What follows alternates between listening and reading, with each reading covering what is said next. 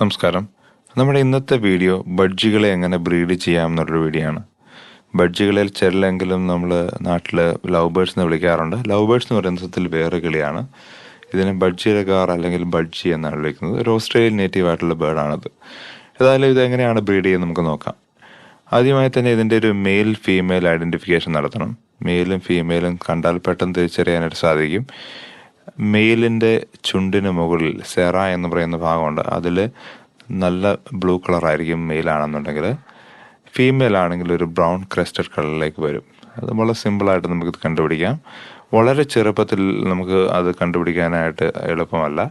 നമ്മൾ മുട്ട വിരിഞ്ഞ ഉടനെ തന്നെയൊക്കെ ആണെങ്കിൽ ഒരു 3 മാസം തൊട്ടാണ് ഇതിനെ നമുക്ക് പെട്ടെന്ന് ജെൻഡർ ഐഡൻറ്റിഫിക്കേഷൻ നടത്താനായിട്ട് സാധിക്കുക. അപ്പോൾ നമുക്ക് 2 രീതിയിൽ ഇതിനെ ബ്രീഡ് ചെയ്യാനായിട്ട് സാധിക്കും. ഒന്ന്, ഇതിനെ ഇൻഡിവിജ്വൽ കേജ് സിസ്റ്റത്തിൽ ചെയ്യാം, അല്ലെങ്കിൽ കോളനി സിസ്റ്റത്തിൽ ചെയ്യാം. നിങ്ങൾക്ക് നല്ല റിസൾട്ട് വേണമെന്നുണ്ടെങ്കിൽ ഇൻഡിവിജ്വലായിട്ട് ചെയ്യുന്നതാണ് ഏറ്റവും നല്ലത്. ബഡ്ജികൾ സാധാരണഗതിയിൽ മോണോഗമസ് പെയർസ് ആണ്. എന്ന് വെച്ച് കഴിഞ്ഞാൽ ഒരു പാർട്ട്ണറോട് കൂടെ തന്നെ നിൽക്കാനാണത് താല്പര്യപ്പെടുന്നത്. പക്ഷേ നമ്മൾ പാർട്ട്ണറെ മാറ്റി ഇട്ടാലും അത് ബ്രീഡാകും. ഇനി നമ്മൾ ബ്രീഡിങ്ങിനായിട്ട് ബഡ്ജികളെ തിരഞ്ഞെടുക്കുമ്പോൾ മിനിമം ഒരു 10 മാസമെങ്കിലും പ്രായമുള്ള കുഞ്ഞുങ്ങളെ തിരഞ്ഞെടുക്കാനായിട്ട് ശ്രമിക്കുക. 6 മാസം തൊട്ട് ഇതിന് മുട്ട വിരിക്കാനുള്ള കഴിവുണ്ട്. പക്ഷേ നമ്മൾ ഒരു 10 മാസമെങ്കിലും വെയിറ്റ് ചെയ്ത ശേഷം ബ്രീഡ് ചെയ്യാനായിട്ട് തുടങ്ങുന്നതാണ് ഏറ്റവും നല്ലത്. ഒരു 4 years വരെ ഫീമെയിലും ബ്രീഡ് ചെയ്യാനായിട്ട് സാധിക്കും. മെയിലാണെങ്കിൽ നമുക്കൊരു 6 വർഷം വരെയൊക്കെ ഇതിനെ നമുക്ക് ബ്രീഡ് ചെയ്യാനായിട്ട് സാധിക്കും. ഇനി നമ്മൾ ബ്രീഡ് ചെയ്യുമ്പോൾ ശ്രദ്ധിക്കേണ്ട മറ്റൊരു കാര്യം, നമ്മൾ ആദ്യമായിട്ട് മുട്ട ഇട്ട് വിരിയിക്കാനായിട്ട് തുടങ്ങുന്ന ഫീമെയിൽ ആണെന്നുണ്ടെങ്കിൽ അത് ചിലപ്പോൾ കൂടിന് വെളിയിലൊക്കെ മുട്ടയിട്ടെന്ന് വരും. ചിലപ്പോൾ കുഞ്ഞുങ്ങളെ നന്നായിട്ട് നോക്കിയില്ല എന്നൊക്കെ വരും. കാരണം തുടക്കത്തിലെ ഫസ്റ്റ് ടൈം പേരൻ്റ് വളരെ മോശം പേരൻ്റ് ആകാനുള്ള സാധ്യതയുണ്ട്. പക്ഷേ പോകെ ഒരു നല്ല രീതിയിൽ അത് വളർത്തിക്കൊണ്ട് വന്നോളൂ. ഇനി നമ്മൾ ബ്രീഡിംഗ് ബോക്സ് തിരഞ്ഞെടുക്കുമ്പോൾ ശ്രദ്ധിക്കേണ്ട ഒരു കാര്യം എന്ന് പറഞ്ഞാൽ, നമുക്ക് അത്യാവശ്യം ഒരു ചെറിയ കുഴി ഇതിന് വേണം മുട്ടയിടുന്ന ഭാഗത്ത്. ആ കുഴി ഉണ്ടെങ്കിൽ മുട്ടകൾ അങ്ങോട്ടും ഇങ്ങോട്ടും മാറിപ്പോകാതെ കറക്റ്റ് അതിന് അടയിരിക്കാൻ എളുപ്പമുണ്ടാകും. പിന്നെ രണ്ടാമത്തെ ഏറ്റവും ഇമ്പോർട്ടൻ്റ് ആയിട്ടുള്ള കാര്യം എന്ന് പറഞ്ഞാൽ, ഈ കുഴി എന്തിനാണെന്ന് വെച്ചാൽ, കുഴിയില്ലാതെ ഫ്ലാറ്റ് സർഫേസിലാണ് ഇത് മുട്ടയിടുന്നതെങ്കിൽ കുഞ്ഞുങ്ങൾ വിരിഞ്ഞ് കഴിയുമ്പോഴത്തേന് അതിൻ്റെ കാലിൽ സ്പ്ലേഡ് ലെഗ്സ് എന്ന് പറയുന്ന സംഭവം, അതായത് ഈ കാലുകൾ അങ്ങോട്ടും ഇങ്ങോട്ടും തെന്നിപ്പോയിട്ട് അത് വളഞ്ഞിരിക്കുന്ന ഒരു സംവിധാനം, അതിനാണ് സ്പ്ലേഡ് ലെഗ് എന്ന് പറയുന്നത്. അത് ഒക്കെ അവോയ്ഡ് ചെയ്യാനായിട്ട് നമ്മളെപ്പോഴും ഒരു ചെറിയ കുഴി ഉണ്ടെങ്കിൽ നന്നായിരിക്കും. അങ്ങനെയാണ് സാധാരണഗതിയിൽ പറയാറുള്ളത്. ഇനി നമ്മൾ ഒരു 4 മുതൽ 8 മുട്ട വരെയാണ് ഓരോ ക്ലച്ചിലും ബഡ്ജികൾ ഇടാറുള്ളത്. ഒരു 3 മുട്ടയൊക്കെ ഇട്ട ശേഷമാണ് അടയിരിക്കാനായിട്ട് തുടങ്ങുന്നത്. ഇത് ഇൻക്യുബേഷൻ പീരീഡ് എന്ന് പറയുമ്പോൾ ഒരു 18 ദിവസം കൊണ്ട് ഇത് വിരിയണം. 23 ദിവസം കഴിഞ്ഞിട്ട് വിരിഞ്ഞില്ലെങ്കിൽ ആ മുട്ടകളെടുത്ത് കളയുന്നത് തന്നെയാണ് നല്ലത്.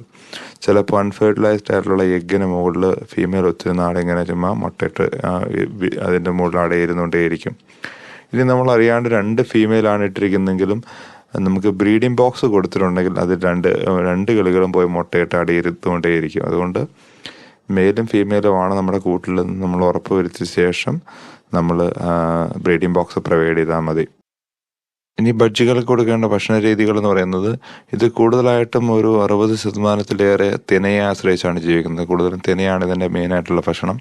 പക്ഷെ നമ്മൾ ബ്രീഡിങ്ങിനൊക്കെ നമ്മൾ പ്ലാൻ ചെയ്യുന്നുണ്ടെങ്കിൽ അതിന് 1-2 കാര്യങ്ങൾ എക്സ്ട്രാ ചെയ്യേണ്ടതായിട്ടുണ്ട്. ഒന്ന്, ഇതിന് കട്ടിൽ ബോൺസ് മസ്റ്റായിട്ട് ഉണ്ടായിരിക്കണം.